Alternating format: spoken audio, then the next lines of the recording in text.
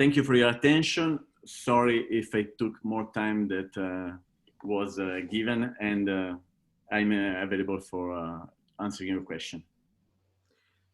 Thank you very much, Ivana, for that really interesting presentation. And again, you've showed us all the different aspects and the whole breadth of this topic. I think there's sort of common themes emerging as well. But we'll keep the discussion for later and now move to our last presentation, again from Essex, from Alice Venn, on climate change, displacement and small island developing states, strengthening rights-based responses. So it's over to you, Alice.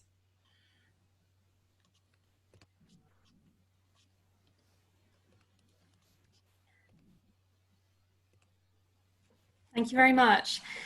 So just initially, I'd like to specify that I'm also a specialist in international law and policy on climate change. I'm not a comparative lawyer, but I am looking at putting together a prospective comparative empirical project looking at small island developing states in the South Pacific and building on some of my existing research, which has examined rights-based responses to climate change in the South Pacific region, and was based on an empirical study which I conducted while hosted as a visiting researcher at the University of the South Pacific in Vanuatu and Fiji, and that involved some desk-based doctrinal research and also some empirical research, qualitative semi-structured interviews with stakeholders in climate law and policy. So just a brief outline of what I'll be discussing. I'm looking at the unique impacts, climate impacts facing SIDS, the displacement risks, which are quite unique to those circumstances. A brief word on the international response and how climate displacement is being framed by the UNFCCC, what international human rights law has to say about climate impacts and the extent to which human rights law can be useful in this context. And then looking at some examples of how small island developing states have approached this question of climate damage, how rights are being implemented in this context of climate displacement or being referred to. And then a brief word on some of the legal and institutional barriers faced by small island developing states and individuals in accessing justice and in implementing rights or using human rights effectively, some of the benefits that this can offer, and the comparative study that I'm developing, but it's very much a work in progress. So first of all, small island developing states find themselves in a very unique situation in the sense that they are exposed to some of the most extreme climate risks, not just from disasters, from increasingly intense tropical cyclones, for example, but also from slow onset climate impacts such as sea level rise, which tend to be far less catered for in the displacement field. We tend to focus more on initial responses to disasters, to temporary displacement, and there's far less focus in general around climate adaptation and climate policy on displacement caused by slow onset events like sea level rise, like oceanic warming and acidification, salinization of the soil, of fresh water, for example, which can take place over a number of years and have a really significant impact on individual livelihoods. So it might not always be direct climate impacts that we're dealing with here, but also some indirect impacts on livelihoods and sustainability of ecosystems. So low-lying SIDS, which tend to steal focus in many of these debates, would include those SIDS such as Tuvalu, Kiribati, the Marshall Islands, who have a landmass, 90% of which is less than 5 meters above sea level, which in light of global greenhouse gas emissions projections presents a real risk of complete inundation due to sea level rise if we don't begin to contain our emissions within the 2 degree or even the 1.5 degree threshold. And are we on track for those thresholds? The short answer is no. The UN Environment Programme Emissions Gap Report, which is published annually, recently found that even if all of the pledges, nationally determined contributions, are fulfilled by states parties, that we are still on track for some 3 degrees of warming by the end of the century, which is obviously well above that 1.5 degree threshold that small island developing states, alongside other climate vulnerable states, lobbied particularly hard to have included in the Paris Agreement. And we know that SIDS are exposed to some of the very highest levels of displacement risk relative to the size of their populations, and that is both internal displacement and, in the case of SIDS who face complete inundation, that transboundary displacement as well. So what does the UNFCCC have to say about climate displacement? How do they approach this problem? Essentially, it is being framed in terms of climate loss and damage, posited under that work stream. Climate loss and damage looks at economic loss, so economic impacts of disasters, for example, as well as non-economic loss, and that might include more human impacts, so the impacts on livelihoods, on culture, on the enjoyment of some human rights, and the more intangible losses faced by these communities. It has been framed within this work stream, and that means that it falls under the remit of the Warsaw International Mechanism for Loss and Damage. And the Warsaw mechanism was tasked in Decision 1 CB21, adopting the Paris Agreement, with establishing a special task force to address the impacts on particularly at-risk communities of climate displacement, and to develop recommendations for processes and policies through which we can avert, minimise and address displacement at the international level. It's also been embedded into the Warsaw Mechanism's 5-year work plan, and that includes a key strategic work stream looking at how to enhance cooperation, facilitate increased engagement and solutions being developed on human mobility, migration and displacement, including planned relocation as well. So we're not just talking about displacement as a result of direct climate change impacts, but also voluntary or planned relocation. The task force has this mandate to develop recommendations that is ongoing. They are consulting with key stakeholders in order to develop those recommendations, including International Organization of Migration and others. But it is doing so on a purely facilitative and cooperative basis in accordance with the mandate of the Warsaw International Mechanism. And we have an express exclusion of liability and compensation on loss and damage included in the decision adopting the Paris Agreement. So you can see in the way in which this is framed under the UNFCCC framework that there is no reference to compensation or to any form of state responsibility or liability in this context. We do have some integration of human rights within the UNFCCC framework, thanks to the Paris Agreement. We see human rights for the first time appearing in the preamble to the treaty.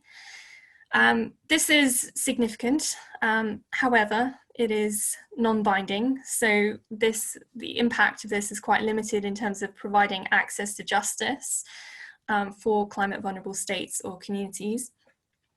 We do have reference to the unique vulnerabilities of migrants and other climate vulnerable groups, which does again provide some footing and at least something to base our focus on those groups upon, but its legal effect is fairly limited. And this is echoed really in the approach of climate finance bodies such as the Green Climate Fund, where we see that there is some social safeguarding acknowledgement in their policies and the way in which they're framed. They should be commensurate with rights targets, they should take rights into account, but there's nothing really legally binding. And certainly no provision for legal capacity building or access to justice or effective remedies within that framework. UN human rights bodies have also been engaging with climate change. So we see this happening on both sides of the debate here. They've been doing this for quite some time. The UN Human Rights Council, in a number of resolutions, has acknowledged that human rights are under threat as a result of climate change impacts. The Office of the United Nations High Commissioner for Human Rights has published reports looking at how a specific range of rights are going to be affected by climate change, including socio-economic rights.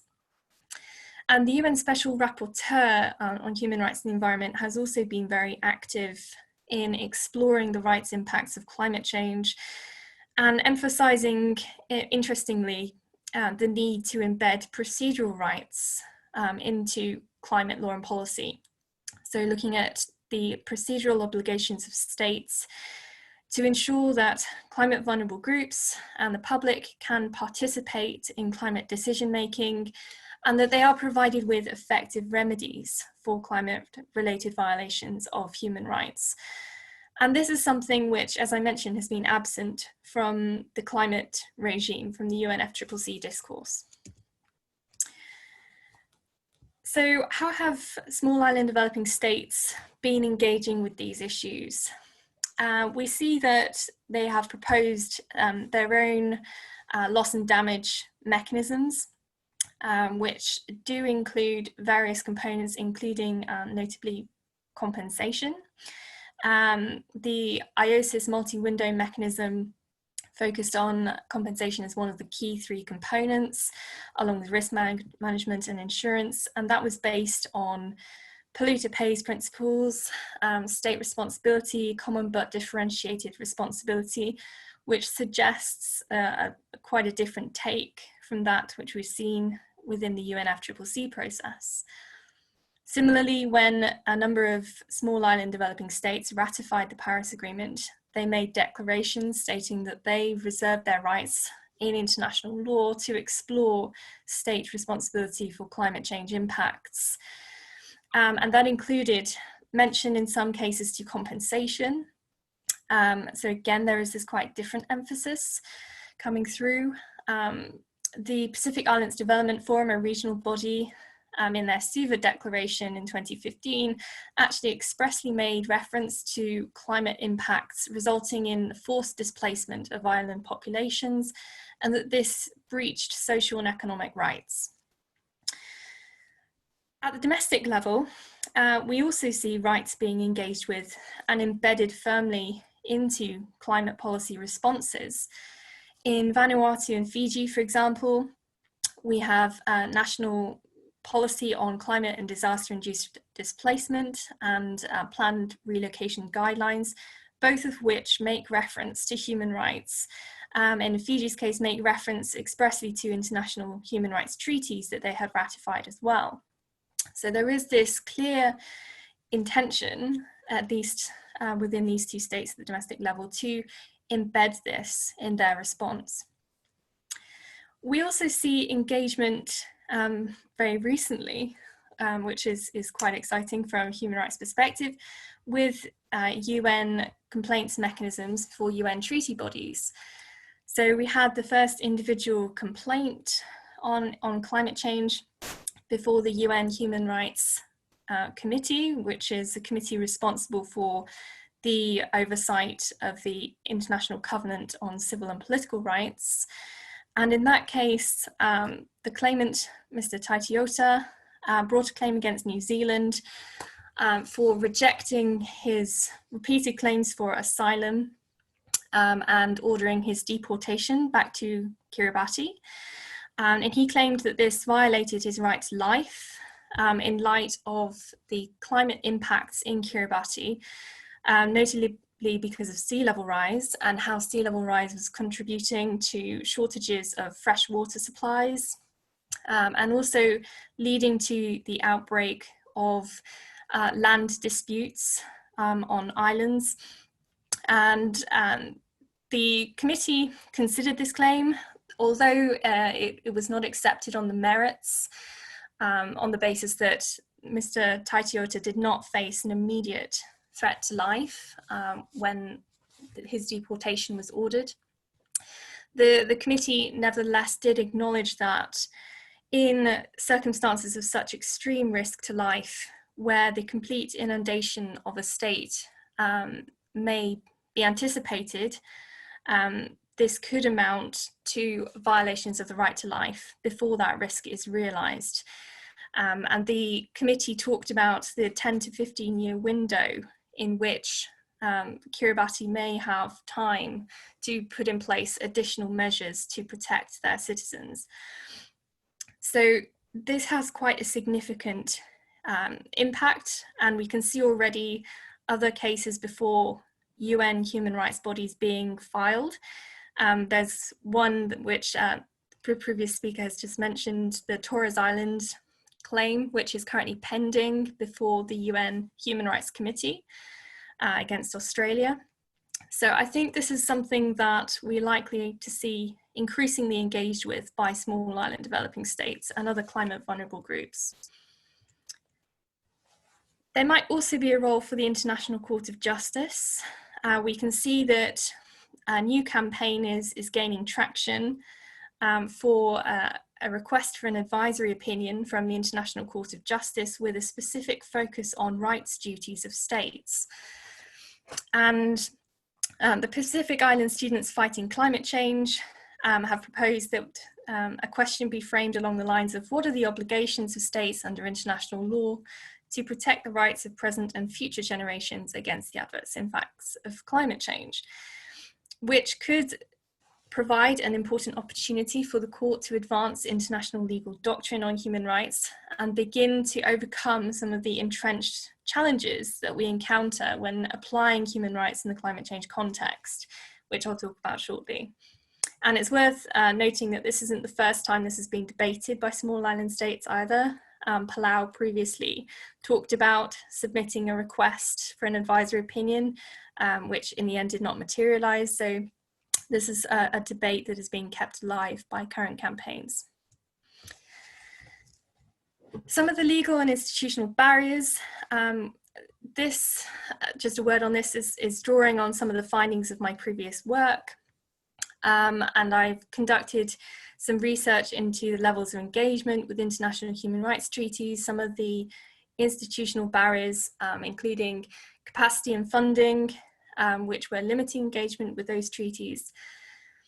On the institutional side, as I mentioned, there tends to be some prioritization in line with the level of support available for the ratification and implementation of specific treaties.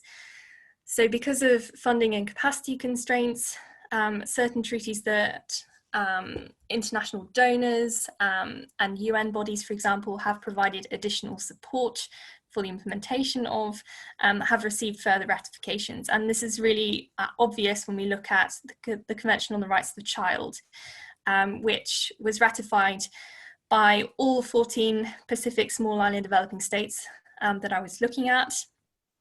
Whereas if we look at the International Covenant on Civil and Political Rights, the International Covenant on Economic, Social and Cultural Rights, which are much more broad-based, we see far lower levels of ratification. And this is echoed as well in the optional protocols, which give individual claimants or states additional options for redress before the UN Human Rights Committees. So from an access to justice perspective, this does limit the availability of these rights mechanisms. There are some entrenched legal challenges as well, which I don't have time to go into a huge amount of depth with, but just to mention them.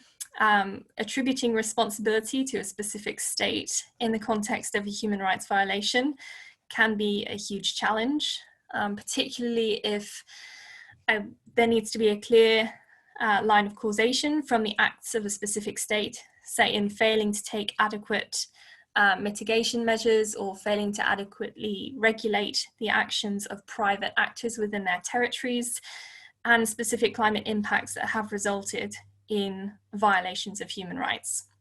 So we're looking far more broadly at perhaps notions of proportional responsibility for climate impacts, and how is that going to play out in the human rights context? It's still really an unanswered question. Issues of sovereignty as well. To what extent do we want international bodies to have a say in the domestic affairs of these states, and to what extent can we access or make use of international mechanisms that are available? Because of the consent-based nature of international law, we need to see that states have ratified treaties, they've ratified optional protocols, that they have accepted the jurisdiction of international courts and bodies, often expressly by declaration, before we can access any of this. So these are sort of entrenched procedural and legal barriers that need to be overcome. On the flip side, some of the benefits of a human rights approach include the fact that it, at its very most basic level, humanizes climate change as quite an abstract environmental phenomenon. If we can focus on the specific impacts for climate vulnerable groups, that this might help to prompt more ambitious policy action. And it can play a preventative role as well if we integrate human rights expressly into climate law and policy, not just when we're looking at loss and damage, but also if we're looking at climate mitigation and adaptation. This can help prevent rights violations from occurring in those contexts, which have been quite controversial in the past. For example, in the implementation of the Kyoto Protocol clean development mechanisms, impacts on Indigenous communities and so on. So making rights really sort of front and center in the way in which we address climate change at the international level can offer benefits from that perspective. Similarly, we can embed further recognition of climate vulnerable groups through engagement with human rights, because the international human rights regime offers specialized treaties. For example, the Convention on the Elimination of Discrimination Against Women, the Convention on the Rights of Persons with Disabilities, and there's increasing bodies of research suggesting that those groups are going to be more severely affected by climate change impacts. We can help to fill some of the gaps in existing protection, not just at the UNFCCC in the climate regime response, but also in international refugee and migration law. International refugee law doesn't recognize individuals who have been the subject to climate impacts or environmental impacts of any kind as qualifying for refugee status. You need to show that you've been subject to some kind of political persecution. And we've seen a lot of claims, including Mr. Taitiotis' claims, being rejected on that basis. Similarly, the guidelines on internal displacement at the UN level are non-binding and do not offer broad enough protection in the context of climate change impacts, although there is some recognition of environmental disasters. And human rights law can offer important access to remedies as well. So there's a broader range of remedies associated with human rights law, including satisfaction remedies, which may include things like official apologies, commemorations, rehabilitation measures for victims of human rights violations, which could be really useful in the displacement context. So that's really the background to the study that I've been developing and some of the results from the previous work that I've done. And I'd like to feed that into a new comparative empirical study, looking at the approaches in climate law and policy being adopted at the domestic and probably regional levels as well, to the extent that that's happening. And I'd like to look at risk states and also potential receiving states in the region, in order to be able to compare the extent to which human rights are being embedded. Is this something that is just being driven by at-risk states, or is this something that is being mirrored by potential receiving states? Is there any engagement there? As well as looking in more depth at the availability of any remedies to victims of human rights violations in the context of climate displacement. How suitable are those remedies? Is there any institutional support being provided for climate vulnerable groups?